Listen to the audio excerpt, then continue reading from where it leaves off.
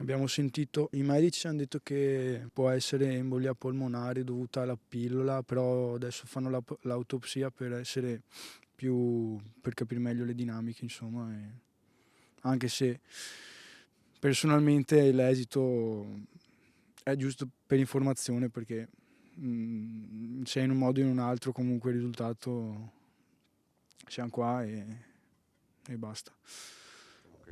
Non ve la restituisce. No, per niente, nessuno.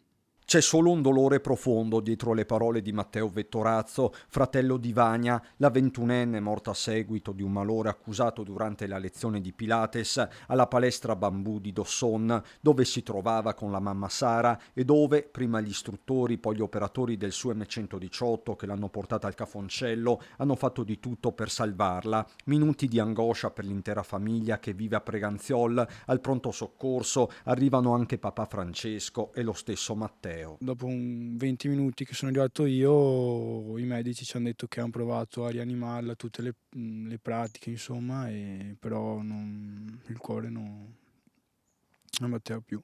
Su richiesta dei genitori, l'ULSS 2 sta svolgendo tutti gli accertamenti del caso. In gergo si tratta di un riscontro diagnostico che ha valenza tecnico-medica, non di un'autopsia strettamente intesa. Al momento, per l'appunto, potrebbe trattarsi di un'embolia polmonare, forse causata dall'assunzione della pillola, ma il condizionale è quanto mai d'obbligo. La pillola normalissima, oltre a quello stava in salute al 100%, aveva avuto una linea di febbre il giorno prima, ma proprio 37,5,